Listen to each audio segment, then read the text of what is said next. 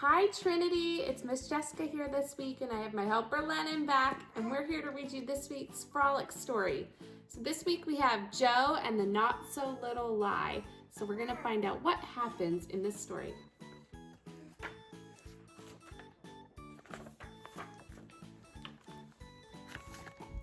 Blink!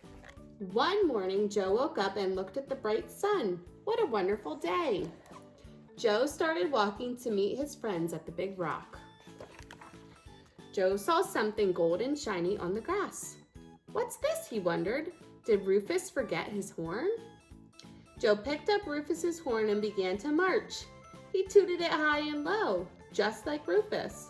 He blew loud sounds and soft sounds. But then Joe dropped the horn and clang! It fell on a rock. It's only a little dent, Joe thought. Rufus will never know. Uh-oh, look at the little dent. That's not good. Joe walked quickly towards the field. Up ahead, he saw rows of yellow flowers. What's this, he wondered. This must be Hal's garden. Joe started prancing through the flowers. He walked in circles and loops. He ran in zigs and zags. Then Joe looked back, and his smile turned into a frown. There was a trail of broken leaves and flower petals behind him. It's only a little mess, Joe thought. Hal will never know. Joe started walking quickly towards the berry bushes. Joe saw some bushes up ahead. A basket of berries was on the ground. What's this, he wondered. Ava picked all the biggest, juiciest berries? He reached into the basket to taste a few. Delicious! He started shoveling berries into his mouth. He gobbled up more and more. That's very silly of Joe. Joe looked down into the basket. He'd eaten almost all the berries Ava picked. Just then, he heard Rufus howling and blowing his horn. Joe, Rufus called, my horn has a dent. How did that happen? I don't know. Maybe Hal dropped your horn, said Joe. Ah!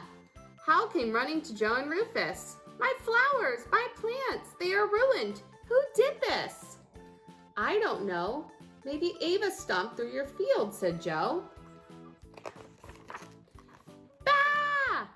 Joe heard Ava crying as she ran to them. Someone ate the berries I was picking all morning. Where did they go? I don't know. Maybe Rufus found your basket. The friends all looked at Joe. Joe, did you do this? They asked. Joe looked down at the ground. Your horn, the fields, so many berries. Joe shut his eyes. He knew his friends were angry. He knew he wasn't telling them the truth. Maybe a prayer would help. Do you want to stop and pray with me, friends? Fold your hands at home. I'm going to say, Dear God, I told a lie, and then another, and another. Now my friends are angry. Help me tell them the truth so I can make things better. Amen. Amen. You can unfold your hands. Let's keep going and see what happens in the story. Joe opens his eyes and faced Rufus. I dropped your horn on the rock. That's why it's dented. Then he turned to Hal. And I stepped on your flowers and plants, Hal. Finally, he looked at Ava. I ate all those berries without asking you first. Joe faced all three of them. His voice sounded small and quivery. I am sorry I did those things, and I am sorry I told you lies about what I did. Will you forgive me? That's very nice of Joe. Let's see if his friends forgive him. Rufus looked at Joe. If you want to play with my horn, ask me. I forgive you. Hal pointed to the field. I know you like to play there. Just watch out for my flowers. I forgive you. Ava held up her basket. I can pick extra berries for you next time. I forgive you. Joe looked at his friends and breathed a deep breath. He felt a lot better. What great friends they are to forgive him. The friends started to walk to the big rock, but Joe stopped them. He reached out to Rufus. I can use my hooves to tap out the dent on your horn. Then I want to go to the field. Maybe I can help replant some flowers, he said to Hal. Ava, give me your basket. I'll go to the berry bushes to pick more. Maybe Joe wouldn't play at the big rock that day, but it was still a good day. The end.